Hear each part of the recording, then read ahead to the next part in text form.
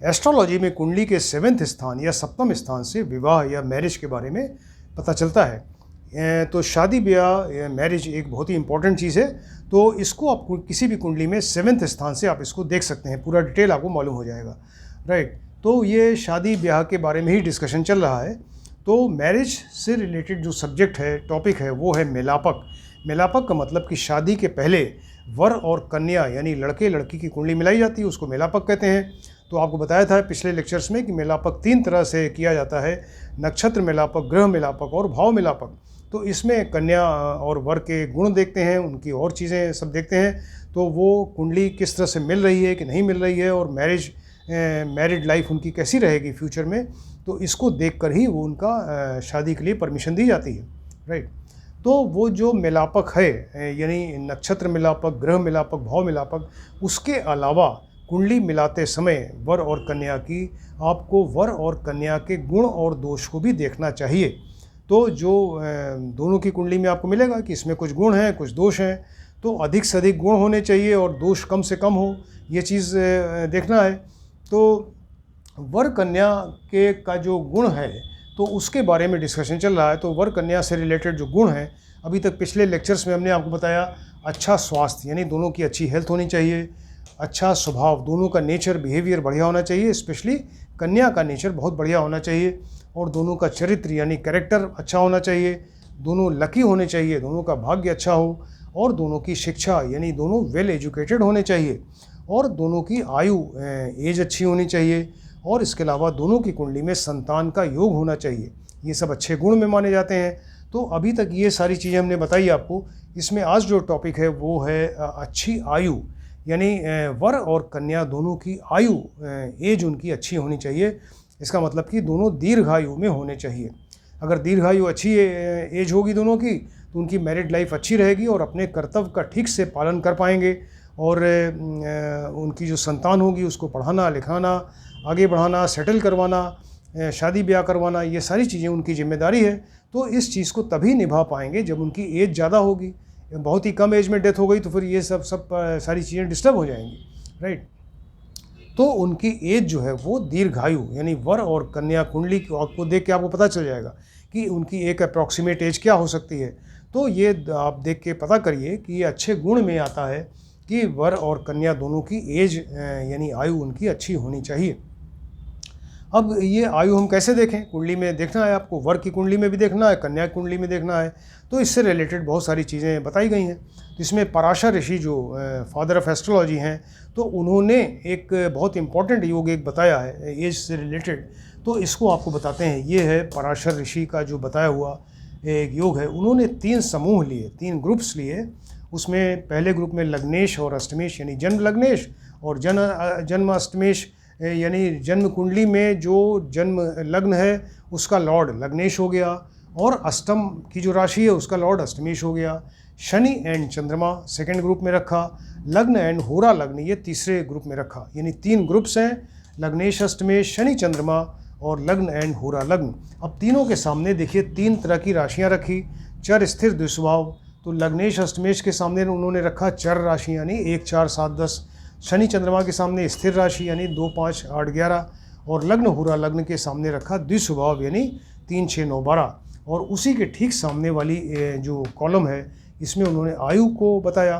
तो लग्नेश अष्टमेश चर, इसके सामने दीर्घायु, शनि चंद्रमा के सामने स्थिर राशि अल्पायु, लग्न हुरा लग्न इसके सामने द्विस्वभाव राशि, और इसके सामने मध्य आयु। अब इसको हम कैसे जजमेंट लें कि ये इसका मतलब क्या है?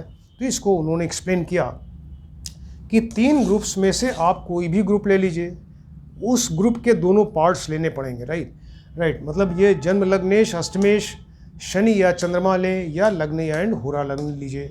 तो उन्होंने कहा कि जन्म लग्नेश, मान लिया आपने जन्म लग्नेश अष्टमेश लिया, राइट, ये दोनों पार्ट्स देखने पड़ेंगे।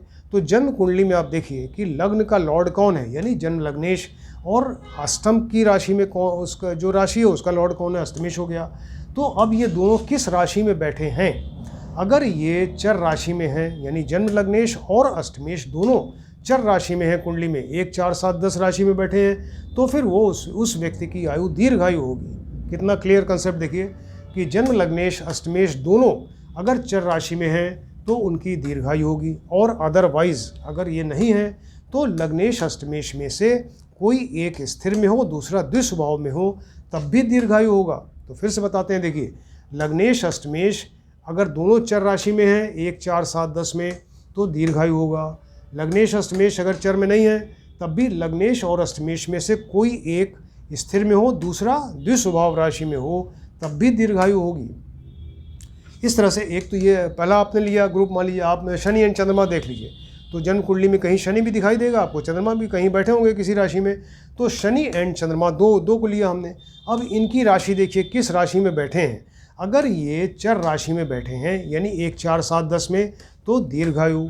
अगर चर में नहीं है तो शनि एंड चंद्रमा में से एक स्थिर राशि में हो, दूसरा द्विस्वभाव में हो, तब भी दीर्घायु होगा। या आप तीसरा समूह ले लीजिए, जन्म लग्न होरा लग्न। तो जन्म लग्न एंड होरा लग्न दोनों को देखिए कि कुंडली में अगर वो चर राशि में है 1 4 7 10 में, तो दीर्घायु। अगर चर में नहीं है तो उन दोनों में से यदि एक स्थिर में है, दूसरा द्विस्वभाव में है, तब भी दीर्घायु होगा। ये कितना बढ़िया योग उन्होंने बताया कि मतलब आपको मैथमेटिक्स से कैलकुलेट करने की ज़रूरत नहीं, एक अंदाज आपको लग जाएगा कुंडली देखते ही 1 मिनट के अंदर कि ये इस व्यक्ति की आयु क्या होगी। इस तरह से वर और कन्या दोनों की एज जो है वो एक असेसमेंट तुरंत ही 1 मिनट के अंदर कर लेना चाहिए। इसके अलावा और बहुत सारे योग हैं, तो कुछ इंपॉर्टेंट योग आपको बताते हैं। मान लीजिए कर्क लग्न की कुंडली है। कर्क लग्न मतलब लग्न में 4 नंबर राशि बैठी है, कर्क लग्न, कैंसर लग्न।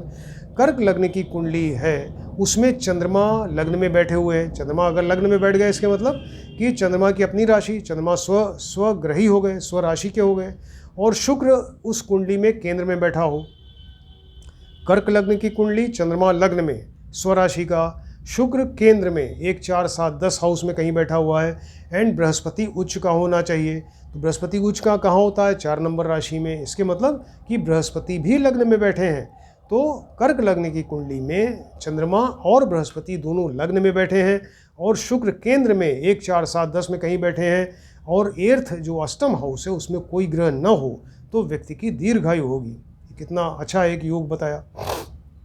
और भी योग हैं। मान लीजिए लग्न से, कुंडली में लग्न से 4th हाउस, लग्न मतलब फर्स्ट हाउस, तो 1 2 3 4, लग्न से 4 नंबर तक के हाउसेस में लगातार कोई ना कोई ग्रह बैठा हो, कोई हाउस खाली नहीं होना चाहिए, तब भी व्यक्ति की दीर्घायु होगी। राइट। मान लीजिए कर्क लग्न की कुंडली है। कर्क लग्न की कुंडली में बृहस्पति जो है वो बैठे हैं, यानी उच्च के बृहस्पति हैं, एग्जल्टेड। और इसके अलावा त्रिकोण में शुभ ग्रह हों, यानी 1 5 9 में शुभ ग्रह बैठे हों। तो कर्क लग्न की कुंडली, बृहस्पति बैठे लग्न में उच्च के होके एग्जल्टेड, और जो त्रिकोण है यानी 1 5 9 हाउसेस है, उसमें शुभ ग्रह गुरु शुक्र, गुरु तो यहीं बैठ गए लग्न में, और बाकी जो शुक्र हैं, बुध हैं, चंद्रमा, ये सब 5 और 9 में बैठे हों, तब भी व्यक्ति की वो दीर्घायु होगी। राइट। और भी योग बताया। मान लीजिए लग्न में बुध बैठे हों, बुध भी एक शुभ ग्रह है, लग्न में बुध बैठ गए, 5th हाउस में चंद्रमा बैठ गए, लग्न में बुध, 5th में चंद्रमा, एंड 9th हाउस में, नवम हाउस में अगर शनि बैठे हों, तब भी व्यक्ति की दीर्घायु होगी। लग्नेश और सभी ग्रह केंद्र में हों, लग्नेश और सभी शुभ ग्रह, लग्नेश यानी जन्म का, जो जन्म लग्न का लॉर्ड है लग्नेश, तो जन्म लग्नेश और सारे शुभ ग्रह यानी गुरु शुक्र बुध चंद्र, ये सब अगर केंद्र में बैठे हैं, तब भी व्यक्ति की दीर्घायु होगी। दीर्घायु का मतलब 70 साल से ज़्यादा उम्र हो, मोर देन 70 ईयर्स का मतलब होता है दीर्घायु। राइट। लग्नेश एंड चंद्र राशिश केंद्र में हो, जन्म लग्नेश जन्म का लॉर्ड, और चंद्रमा जिस राशि में बैठे हैं उसका लॉर्ड, तो जन्म लग्नेश और चंद्र राशिश या चंद्र लग्नेश, ये दोनों केंद्र में हो, तो व्यक्ति की दीर्घायु होगी, यानी 70 साल से उम्र ज़्यादा होगी। राइट। लग्नेश कुंडली में बली हो, स्ट्रांग हो, लग्नेश हमेशा बली होना चाहिए। जन्म लग्नेश अगर बली है, स्ट्रांग है, और शुभ ग्रह केंद्र में है, और पाप ग्रह अगर 3 6 11 हाउस में बैठे हैं, तब भी व्यक्ति की दीर्घायु होगी। लग्नेश बली है और शुभ ग्रह केंद्र में है, गुरु शुक्र बुध चंद्र, और इसके अलावा पाप ग्रह जो है मंगल शनि राहु केतु, ये सब 3 6 11 हाउस में बैठ जाए, तो व्यक्ति की दीर्घायु होगी। अगर कुंडली में लग्नेश से ज़्यादा स्ट्रॉन्ग लग्नेश अष्टमेश से ज़्यादा स्ट्रॉन्ग हो, सॉरी, लग्नेश जो है लग्न का लॉर्ड, वो अष्टम में जो राशि है उससे ज़्यादा स्ट्रॉन्ग हो, लग्नेश जो है वो अष्टमेश से ज़्यादा स्ट्रॉन्ग हो, और लग्न नवांशेष यानी अब D9 कुंडली देखिए, ये तो आपने जन्म कुंडली देखी कि लग्नेश जन्म कुंडली में लग्नेश अष्टमेश से ज़्यादा बली हो गया। अब D9 कुंडली देखिए, यानी नवांश कुंडली, तो उसमें जो लग्न का लॉर्ड है, लग्न में जो राशि उसका लॉर्ड, तो लग्न का नवांशेष लग्न के अष्टमेश से वो ज़्यादा बली हो नवांश कुंडली में। और इसी तरह से चंद्र नवांशेष, वो जो D9 कुंडली है उसमें चंद्र नवांशेष, चंद्रमा जिस राशि में बैठे हैं उसका लॉर्ड, तो चंद्र नवांशेष उस नवांश कुंडली के अष्टमेश से ज़्यादा बली हो। इसको फिर से बताते हैं, देखिए तीनों चीज़ें एक दूसरे से स्ट्रांग हैं। तो जन्म कुंडली में लग्नेश अष्टमेश से ज़्यादा स्ट्रांग हो गया। सेकंड नंबर बताया उसी कुंडली, उसी योग में है कि D9 कुंडली नवांश कुंडली में जो लग्न नवांशेष है वो अपने अष्टमेश से, यानी नवांश अष्टमेश से ज़्यादा स्ट्रांग है। और उसी कुंडली D9 कुंडली में चंद्र नवांशेष अष्टमेश से ज़्यादा स्ट्रांग है। तब ऐसा व्यक्ति जो है वो दीर्घायु वाला होगा, यानी उसकी एज जो है 70 साल से ज़्यादा होगी। लग्नेश, अष्टमेश और दशमेश ये केंद्र में हो या त्रिकोण में हो या लाभ स्थान में हो, यानी लाभ स्थान प्रॉफिट का स्थान 11वें स्थान में हो, तो लग्नेश, अष्टमेश एंड दशमेश अगर ये केंद्र में हो, त्रिकोण में हो या लाभ स्थान में होंगे तो व्यक्ति की दीर्घायु होगी। राइट, ये सब कुंडली में आप देख सकते हैं। वर और कुंडली कन्या दोनों कुंडली में देखना है आपको। चंद्रमा पर शुक्र की दृष्टि हो, चंद्रमा कहीं कुंडली में बैठे होंगे तो इसमें देखिए कि चंद्रमा के ऊपर अगर शुक्र की दृष्टि पड़ रही है और शुक्र के ऊपर सूर्य की दृष्टि पड़ रही हो, तब ऐसे केस में व्यक्ति की दीर्घायु होगी। चंद्रमा पर शुक्र की दृष्टि एंड शुक्र के ऊपर सूर्य की दृष्टि हो तो व्यक्ति की दीर्घायु होगी। चंद्रमा एंड बृहस्पति, चंद्रमा और बृहस्पति दोनों अपने मित्र की राशि में हो, चंद्रमा एंड बृहस्पति आपस में मित्र हैं तो अपने मित्र की राशि में हो, और लग्नेश जो है वो 11वें में हो, लग्नेश जो है वो प्रॉफिट के स्थान में, एकादश स्थान में बैठा है, और बुध 10th हाउस में बैठा हो, तब भी व्यक्ति की दीर्घायु होगी। चंद्रमा बृहस्पति मित्र राशि में किसी कुंडली में बैठ गए, कुंडली में कहीं बैठ गए मित्र की राशि में, लग्नेश 11th में बैठ गए और बुध 10th में बैठ गए, तब भी व्यक्ति की दीर्घायु होगी। राइट, अष्टमेश जो अष्टम का लॉर्ड है, कुंडली में अष्टम का लॉर्ड अष्टमेश हुआ, तो ये केंद्र या त्रिकोण में, केंद्र मतलब 1 4 7 10, त्रिकोण मतलब 1 5 9, तो अष्टमेश जो है वो केंद्र या त्रिकोण में अपनी स्वराशि में बैठ जाए, और लग्नेश जो उसी कुंडली में लग्नेश अपनी उच्च की राशि एक्सल्टेड राशि में बैठ जाए, तो ऐसे केस में व्यक्ति दीर्घायु होगा। राइट, मान लीजिए केंद्र में शुभ ग्रह हो, केंद्र में शुभ ग्रह बैठे हुए हैं, केंद्र 1 4 7 10 में गुरु, शुक्र, बुध, चंद्र ये बैठे हैं, और 3 6 11 में पाप ग्रह बैठे हों, पाप ग्रह मतलब मंगल, शनि, राहु, केतु, ये सब 3 नंबर 6 नंबर 11th हाउस में अगर बैठे हों तो व्यक्ति की दीर्घायु होगी। राइट, दशमेश, दशम का लॉर्ड जो है अपनी उच्च या स्व राशि में हो, दशम का लॉर्ड जो है वो अपनी एक्सल्टेड राशि उच्च राशि में बैठ जाए या स्व राशि में बैठ जाए तो व्यक्ति की दीर्घायु होगी। बृहस्पति जो जुपिटर हैं यानी गुरु हैं, वो 5th या 9th हाउस में बैठे, यानी त्रिकोण वाले में बैठ गए। देखिए, तो बृहस्पति 5th या 9th में बैठे, बुध लग्न में हो और शुक्र 7th में हो, तब भी व्यक्ति की दीर्घायु होगी।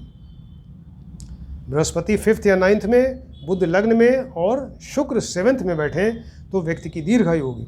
ये इतने सारे योग बताए ऋषियों ने, उसमें पहला नंबर जो पराशर योग ऋषि ने खुद बताया, इसके बाद के योग जो और ऋषियों ने बताए, ये सब हमने आपको बताए। अब इसमें जो आपको बताते हैं कि इसका एक्चुअली कंसेप्ट क्या है, जो मेन चीज़ ये है कि व्यक्ति कुंडली की जो इसको बहुत ज़्यादा रटने की ज़रूरत नहीं है, इसको आप खुद ही ऐसे कंसेप्ट अपना क्लियर करिए कि कुंडली में आपको देखना है कि व्यक्ति की एज क्या है, दीर्घायु है कि नहीं है। तो एक तो ये वाला जो पराशर ऋषि ने बताया, इससे आपको तुरंत 1 मिनट के अंदर आपको पता चल जाएगा कि दीर्घायु है या नहीं। राइट, इसके अलावा कुंडली आप देखिए तो उसमें जन्म लग्न और चंद्र लग्न दोनों स्ट्रांग होने चाहिए। वो जन्म लग्न और चंद्र लग्न अगर स्ट्रांग होंगे तो व्यक्ति की एज ज़्यादा होगी।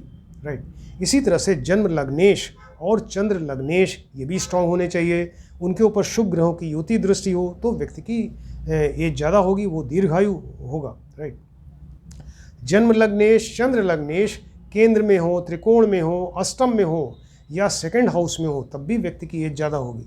जन्म लग्नेश एंड चंद्र लग्नेश अगर केंद्र में हो, त्रिकोण में हो, अष्टम में हो या 2nd हाउस में हो तो व्यक्ति की एज ज़्यादा होगी, वो दीर्घायु वाला होगा।